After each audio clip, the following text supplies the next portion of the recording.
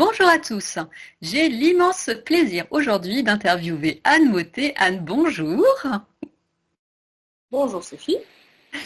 Anne, peut-être que vous vous rappelez, j'avais déjà fait un certain nombre d'interviews avec elle. On avait parlé de comment manger équilibré, on avait parlé des bienfaits de la monodiète, on a parlé alimentation et sommeil, du grignotage, d'arrêter la dépendance au sucre. Et aujourd'hui, on revient avec un nouveau sujet. Cette fois-ci, nous allons parler de la ménopause pour renaître à soi.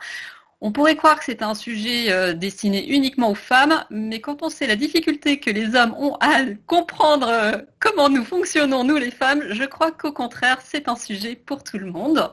Alors, avant de démarrer, pour ceux qui ne te connaissent pas, Anne, est-ce que tu veux bien nous faire une présentation rapide ? Ok. Donc je suis Anne Mottet, naturopathe et biologiste installée sur Nord-sur-Erdre, donc au nord de Nantes. Je suis spécialisée dans l'accompagnement féminin depuis à peu près une dizaine d'années et j'ai d'ailleurs développé une méthode bien éprouvée sur des centaines de nanas pour les accompagner justement dans la récupération de leur forme, la réconciliation avec leur féminité dans la transition de la ménopause. Donc je pense bien que le sujet m'intéresse grandement. Alors, je sais que quand on avait échangé sur cette thématique, tu m'as dit il existe des mythes sur la ménopause et il est temps de les casser. Alors, est-ce que tu peux nous parler de ces fameux mythes ? Ouais, tout à fait. Dis-moi, il y a beaucoup de gens, notamment ces messieurs, qui croient que la ménopause, c'est juste l'arrêt des règles. Je suis désolée, mais c'est quand même une grande période de transition qu'on traverse, n'est-ce pas? Avec des yo-yo hormonaux en voiture, voilà, qui s'emparent de nos chers corps, nos chères têtes, si je puis dire. T'as ça, par exemple. T'en as un autre, c'est de croire que la ménopause, c'est de l'obsolescence programmée. Je suis désolée, mesdames, mais c'est cool pour être un peu cru et parler avec ces messieurs, n'est-ce pas? Attends, d'accord, t'as plus tes règles, c'est génial, c'est une nouvelle liberté, tu peux copuler tant que tu veux sans risquer de procréer, par exemple. Donc, ça, et puis on se connaît mieux aussi, normalement. Sauf que parfois, effectivement, les perturbations sont gênantes. Et en quoi c'est gênant? C'est que les femmes se sentent vieilles, souvent, ou du moins dans la société, on a l'impression que ça rime avec vieillesse, mais pas complètement. Attends, une femme, si elle est une ménopausée en moyenne autour de 50 ans, 52 ans en fait, statistiquement en France, attends, il lui reste au moins une trentaine d'années à vivre en étant ménopausée, donc au moins un tiers de sa vie à être au mieux de sa forme, si je puis dire, et à se découvrir dans sa nouvelle réalité, sa nouvelle dimension. Donc pour moi, ça c'est une chose qui est cruciale à faire comprendre, c'est que c'est pas parce qu'on est ménopausé qu'on est à la fin de notre vie. T'as des femmes, quand elles sont au boulot aussi, à 50 ans, on leur fait croire qu'elles ne valent plus rien, alors qu'au contraire, elles sont pleines de connaissances, pleines d'éléments à partager et qu'il suffirait de leur faire confiance. Bon, on est dans une société où ne parlons pas tellement de l'image de la femme, je risque de m'énerver. mais, mais voilà quoi. Et dernier point, t'as vu comment c'est tabou encore dans notre civilisation? Alors que, attends, il n'y a rien de plus simple que de partager de manière intergénérationnelle. Je vais pas fouiller sur les termes, mais c'est pas grave. Nos mères ne nous ont pas appris à traverser ça. Dans les siècles anciens ou dans d'autres cultures, c'est une vraie transmission intergénérationnelle qui se passe. Donc, c'est une des raisons pour lesquelles je ne pouvais pas laisser ça passer. Et, en ayant accompagné tellement de femmes en consultation à traverser toute cette phase de transition, je me suis dit, c'est pas possible. Il faut exploiter cette méthode et la diffuser au plus grand nombre. D'où le fait que je te dise que j'ai monté un programme sur ce sujet-là. Bon, je te propose qu'on en reparle à la fin du programme. Ménopause, pour beaucoup de femmes, ça prend des réalités différentes. Est-ce que tu peux nous partager en fait les typologies de symptômes? Qu'est-ce qu'on va retrouver chez une femme ménopausée? Oui. Alors, au départ, il faut savoir une chose, c'est que il n'y a pas une ménopause, mais des ménopauses. C'est-à-dire que chacune vit la sienne.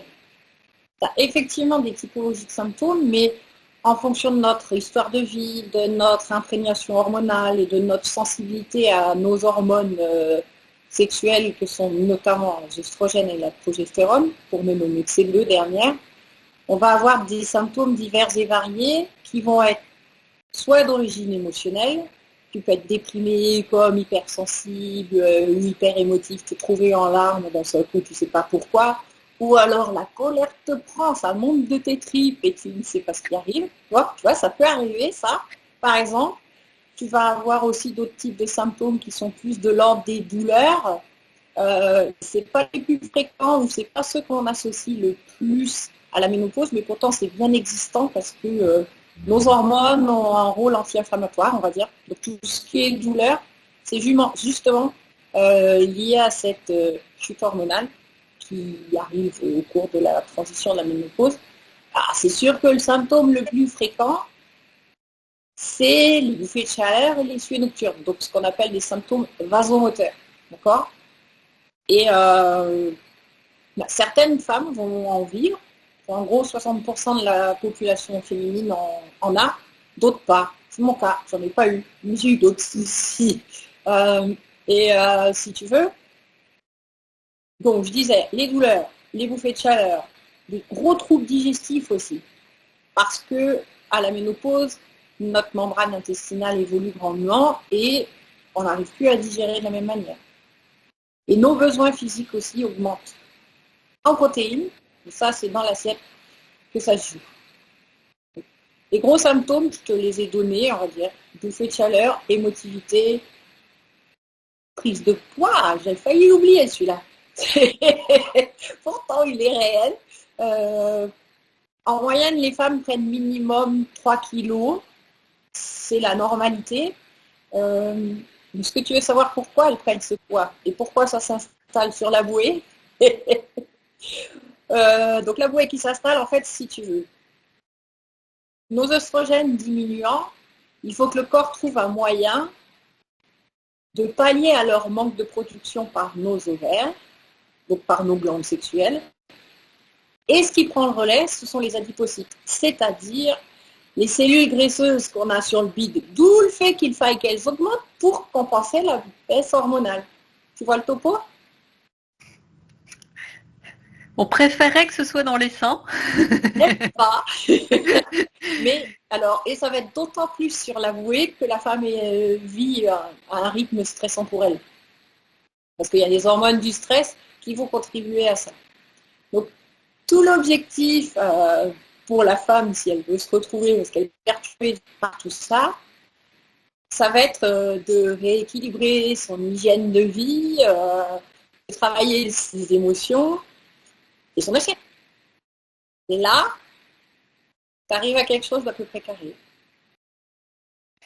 Alors, ça permet de faire une belle transition parce que finalement, cette période où nous ne sommes pas des vieilles filles. Absolument d'accord.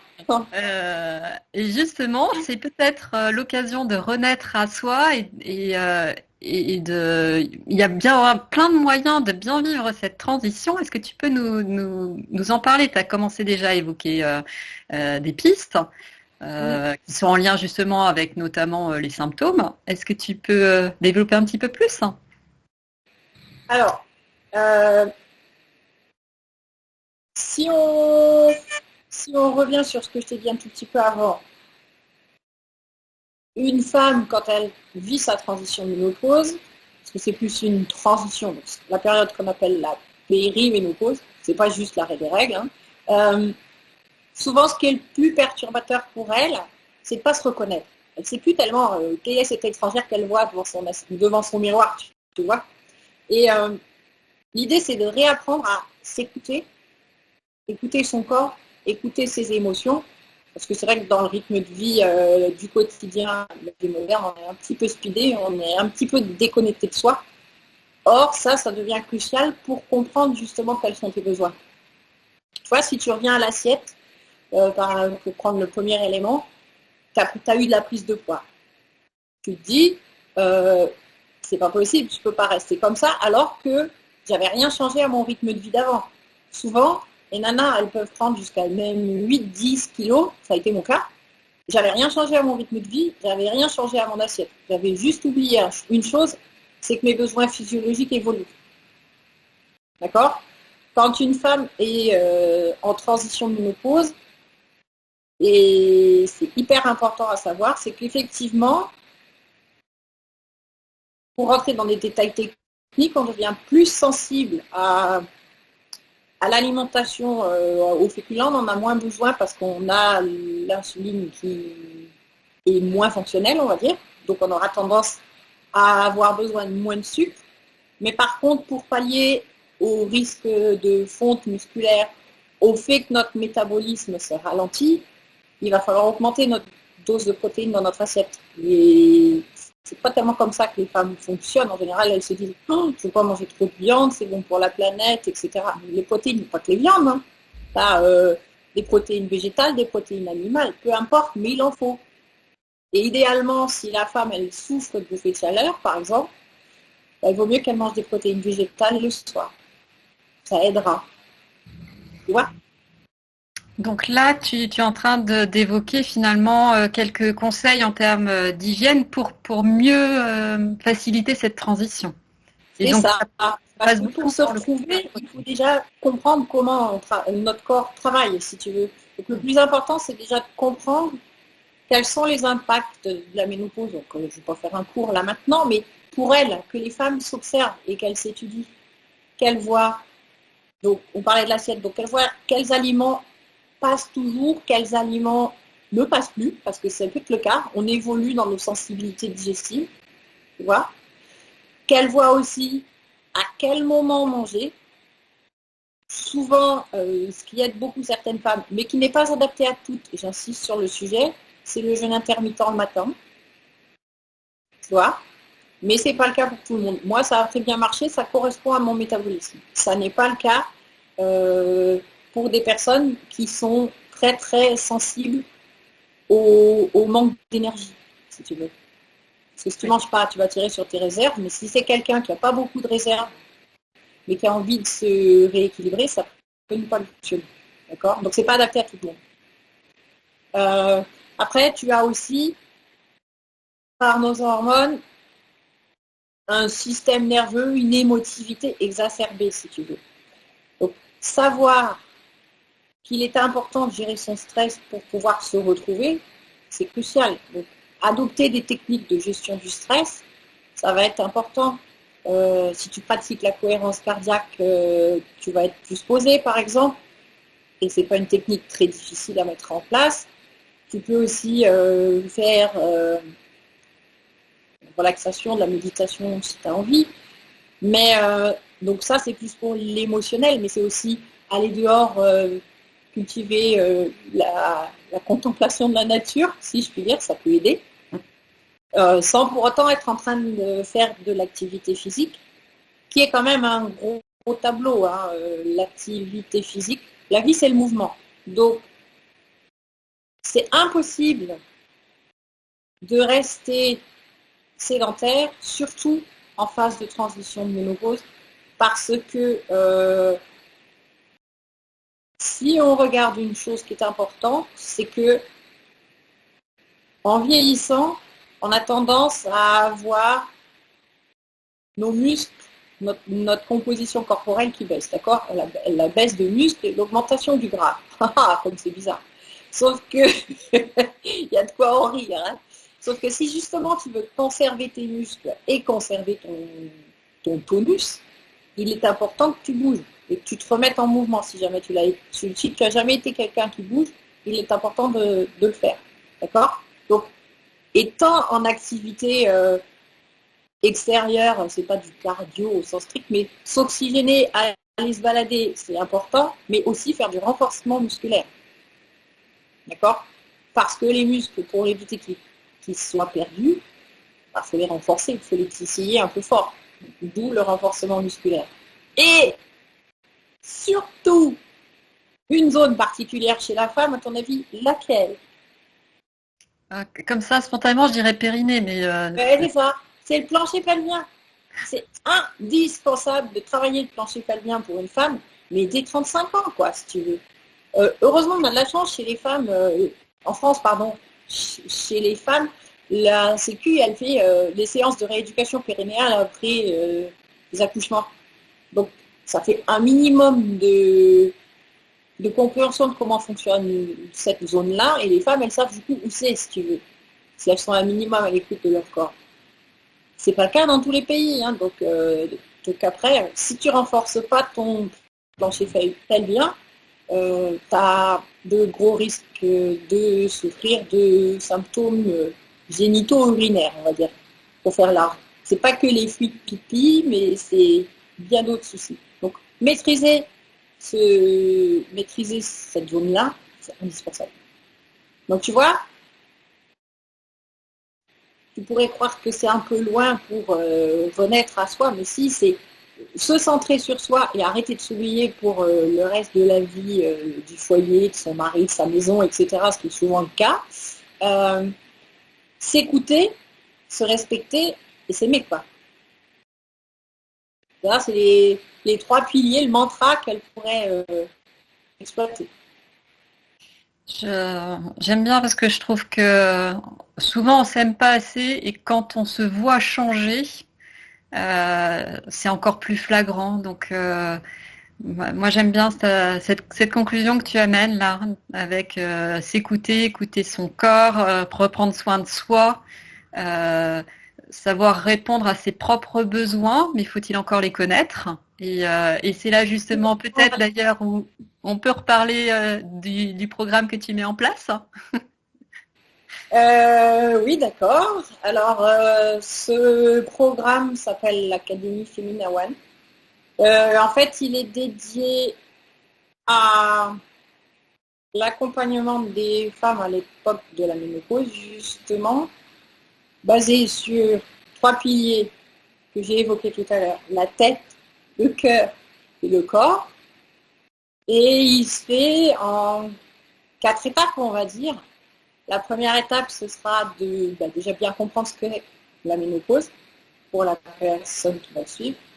Ensuite, on va travailler tout ce qui va être la dimension corporelle, la connaissance de soi. Il va passer tant par l'exercice physique que le digestif, d'accord, donc l'assiette.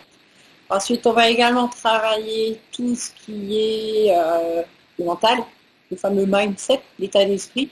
Parce qu'il faut bien récupérer un mental de winneuse dans ces moments de doute, de transition où on chemine au cours de cette métamorphose qu'est la ménopause vers la découverte de son nouveau soi. D'accord ? Donc, et puis, la 4e étape, c'est la vie épanouie. Parce que retrouver une vie épanouie en accord avec soi-même, où on est bien dans son boulot, bien dans ses baskets, on apprend à s'aimer et on est aussi bien dans sa vie de femme, dans son couple, par exemple, ce qui est important, ça me paraît indispensable. Je suis 100% d'accord.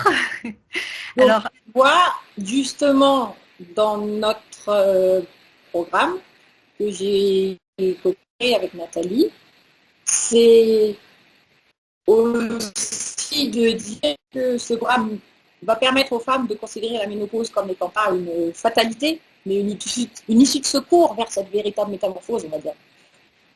Et notre mantra, je l'ai évoqué tout à l'heure, c'est s'écouter, se respecter, s'aimer, pour être de nouveau lumineuse, on va dire ça comme ça.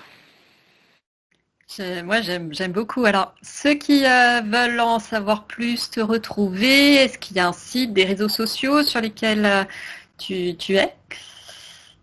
Alors, nous avons un site web qui s'appelle femina-one.com, qui est en structure maintenant.